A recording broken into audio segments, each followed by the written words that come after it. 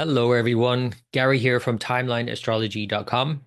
So, this is all about the potential for some major market jitters in 2025, even more than we've seen already. I'm recording this on the 10th of March, 2025. And the reason being is that Mars and Ketu are coming together again after 2 years. Every 2 years or so, they come together.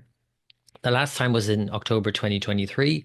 And although I thought there would be a crash potentially at that time, of course, it expressed itself differently. It expressed itself through a war, another war in the Middle East. And, that isn't, by the way, to suggest that there wouldn't be something again in 2025, major escalation in wars in June, July, with Mars and Ketu coming together again in Leo, the sign of leadership. Leaders really feeling like the push, the kind of pull to get into more war. But the reason why I believe that this time it might be more economic, and it could be both, of course, it could be another attack or another war escalation or something, or even another war somewhere else in the world starting up, and that leading to further market instability. But the reason why I think it's going to be more likely this time and why it wasn't last time is because of Saturn. Because as Mars and Ketu come together in Sidereal Leo, they aspect, or at least Mars aspects Saturn in Pisces, which is going to conjoin Neptune. So that alone is very destabilizing. Saturn conjunct Neptune in Pisces and its ruler Jupiter, which has a lot of say in world economies as well in terms of growth and growth in obviously very negative ways as well in terms of inflation. But with Saturn going into Pisces and no longer in a way putting a lid on it, I would say, because Saturn, that's its best quality in a way when it comes to these kinds of things, where it's the fear of overdoing it and it's the hesitation and the restraint that's, possible. And that's why there wasn't a crash in 2023, I believe, because Saturn was in Aquarius aspecting Mars's signs, Aries, where the North Node Rahu was transiting at the time along with Jupiter. This was a signature for example, the 1929 crash. But the reason why it didn't happen, essentially, again, is because Saturn was putting a stop on that. And although we just saw and we're continuing to see the sort of inflation cycle and all of that, but also the AI technologies that have really gone through the roof, we're seeing the limitations of them now. Saturn is almost done with Aquarius. It moved into Aquarius in the beginning of 2023, and those years, 23 and 24, really drove that kind of AI advancement, putting all these new systems in place. Now that Saturn's going into Pisces, the very last sign of the zodiac, conjoining Neptune, it's very much about instability and endings. And then Mars conjoins Ketu and aspects Saturn. So it seems like there's going to be maybe some big event, maybe an attack, maybe a big natural event as well, that leads to further instability, it seems. And that could have a knock-on effect in terms of the markets and the wider economy. So I'm just going to highlight some of the dates here that, again, Mars and Ketu come together every 2 years. It's not unusual, but when you place it in the context of other things that are happening, it has quite often been at the forefront of stock market crashes. I'll give you a list. So going back nearly 100 years. So we have 1929, the most obvious example. Mars and Ketu were conjoined at the time. And at the time, there was also that Rahu in Aries as it was in 2023. There were other things at the time as well, though, because Pluto and Saturn were opposed. So that was another reason for that major thing. So we don't have the Pluto-Saturn thing going on so much right now, thankfully. But we will have later on in the year, when I'll get to this, we'll have Jupiter opposed to Pluto. So that's more complicated in a sense. Venus was in Virgo at the time. That's not unusual also to have Venus, the planet of money, in debilitation in its fall. And again, the Rahu Ketu axis in Aries Libra. So that was 1929. Mars Ketu conjoined. 1987 was another Mars Ketu conjunction. So that's again another how we saw that play out. But it was also Pluto, Venus, Mercury conjoined. So that was another reason for that.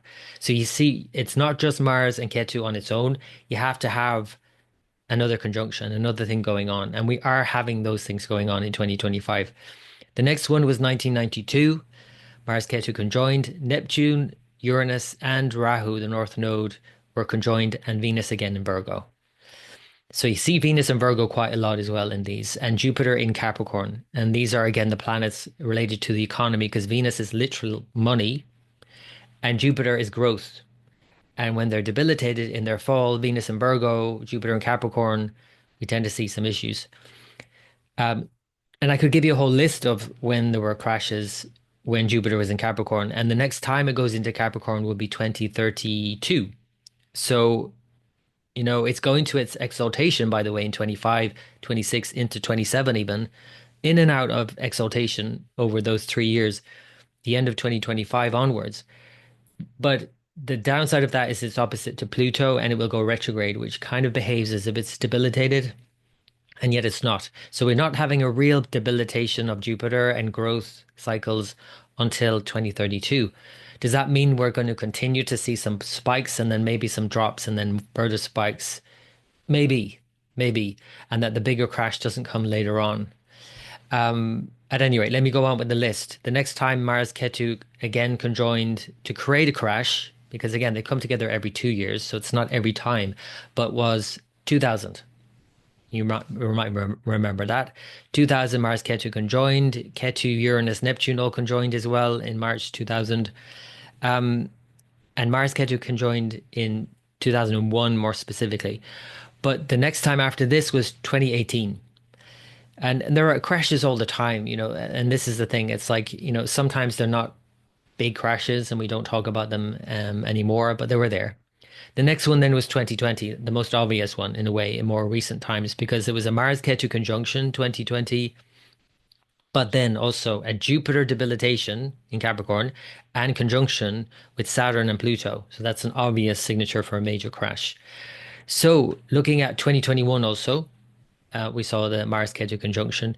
But now in 2025, this is likely going to be a major issue because 2025, unlike 23, again, Saturn is heading into the last sign of the zodiac, conjunct Neptune, and that creates a lot of instability in the world.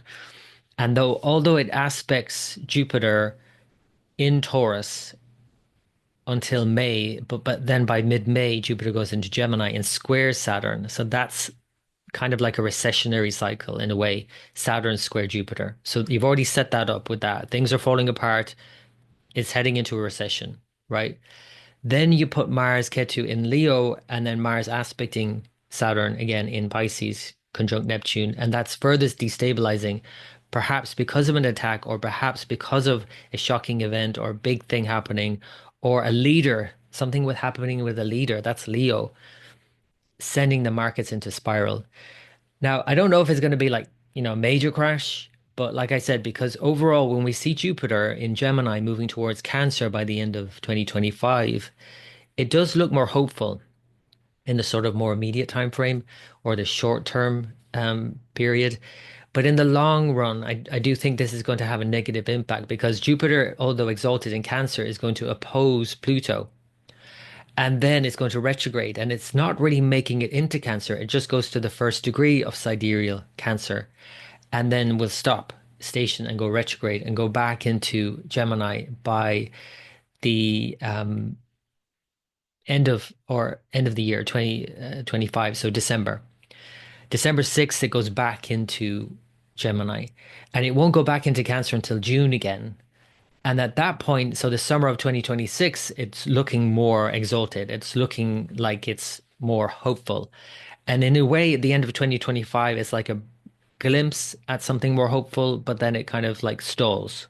So that's why I think that together with the Mars-Ketu conjunction and Saturn's square to Jupiter and its conjunction with Neptune, there likely is some stalling of things and whether recession and all of that, that really sends a lot of jitters into the markets. But next year, 2026, it looks more hopeful, even though Jupiter is opposite Pluto. It looks a lot more hopeful. But it's when Jupiter comes around again to meet Pluto in Capricorn by 2032, after which we're going to have seen some major conjunctions that really rock the economies of the world in Taurus, with Saturn moving into Taurus at that stage, conjoining Uranus finishing out its transit in Taurus at that stage after 7 years of shaking it up, conjoining Ketu, the south node of the moon, as it's having moved through Gemini, which tends to disturb things in a big way, in big events in the world. And all of these coming together in Taurus by the beginning of the 2030s, leading to what I think is going to be a major collapse financially. So, are we spared in 2025 is the question. That is the real question here. I think it's very up and down, looking at the astrology. And if it isn't, like I said, a market crash, again, it could be another attack, but that could itself lead to major issues in world markets. So, that is my 2 cents on the potential for a crash or at least some jitters in the markets, further jitters in the markets in 2025. If you have any questions about any of that, please feel free to post below. If you have any comments, any thoughts, I am not a financial astrologer. I'm not in any way clued up in terms of the markets. I don't invest in the markets, so I don't offer any financial advice, of course. Anyway, but I do look at the astrology very intently and I see these cycles repeating, and I know that this is going to be a big one in June, July of 2025. So I don't know exactly how it's going to play out, obviously. So let's keep an eye on it. I'd love to hear your thoughts. Post below and don't forget to like the video if you like this content and also if it's been helpful. But again, just remember, this is not financial advice. Don't base any decisions you make about the markets on the astrology of 2025. It's far too, you know, destabilizing. The astrology is extreme in 2025. So think about it that way. You don't want to make any extreme decisions. You don't want to go too far in any direction. Try and stay centered. Try and remain calm in the eye of what is going to be a very stormy year, astrologically at least. Okay, hope you enjoyed that. And until next time.